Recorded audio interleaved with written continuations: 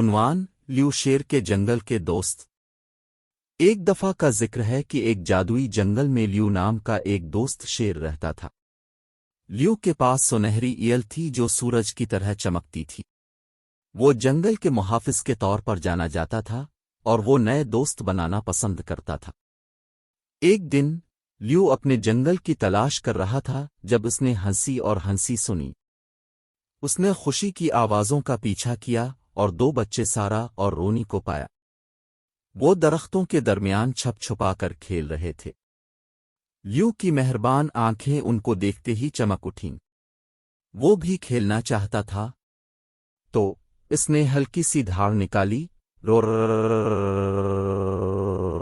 سارا اور رونی نے چاروں طرف دیکھا۔ لیو شیر کو دیکھ کر حیران ہوئے۔ ڈرو مت، لیو نے گرم مسکراہٹ کے ساتھ کہا۔ میں لیو ہوں، جنگل کا دوستانہ شیر۔ سارا اور رونی کی آنکھیں جوش سے پھیل گئیں۔ واہ، بات کرنے والا شیر، رونی نے کہا۔ لیو آہستہ سے ہنسا۔ ہاں، اور مجھے نئے دوست بنانا پسند ہے۔ کیا تم میرے ساتھ کھیلنا پسند کرو گے؟ سارا اور رونی نے بے تابی سے سر ہلایا۔ اس دن سے وہ تینوں بہترین دوست بن گئے۔ انہوں نے کھیل کھیلے، مہم جوئی کی اور ایک ساتھ کہانیاں شیئر کیں۔ لیو نے انہیں جنگل کے خفیہ راستے دکھائے، چمکتی ہوئی ندیاں جہاں رنگ برنگی مچھلیاں تیرتی تھیں، اور وہ درخت جہاں غیر ملکی پرندے خوبصورت گیت گاتے تھے۔ سارا اور رونی ان تمام حیرت انگیز چیزوں سے حیران رہ گئے۔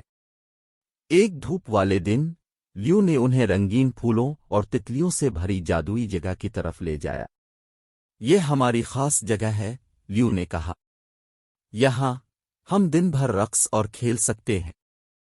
تو سارا، رونی اور لیو پھولوں کے گرد رقص کرتے، گھومتے اور ہنستے رہے۔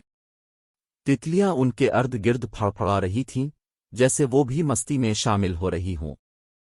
جیسے جیسے وقت گزرتا گیا، سارا، رونی اور لیو لازم و ملزوم ہو گئے۔ انہوں نے ایک دوسرے کو تلاش کیا اور اپنے خوابوں اور خواہشات کا اشتراک کیا۔ یہاں تک کہ لیو نے انہیں جنگل کی کسی بھی مخلوق سے بھی بچایا جو بہت قریب آ سکتی ہے۔ ایک شام، جیسے ہی سورج غروب ہوا اور آسمان کو نارنجی اور گلابی رنگوں سے پینٹ کیا، لیو نے اپنے دوستوں کو اکٹھا کیا۔ انہوں نے کہا کہ ایسے شاندار دوست ہونے کے لیے آپ کا شکریہ، لیکن میرے جانے کا وقت ہو گیا ہے۔ سارا اور رونی اداس لگ رہے تھے۔ کیا تم واپس آؤ گے؟ سارا نے پوچھا۔ اس کی آنکھوں میں آنسو آ گئے۔ لیو نے سر ہلایا۔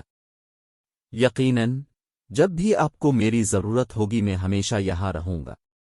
لیکن یاد رکھیں، جنگل جادو اور دوستی کی جگہ ہے۔ آپ کبھی بھی اکیلے نہیں ہوں گے۔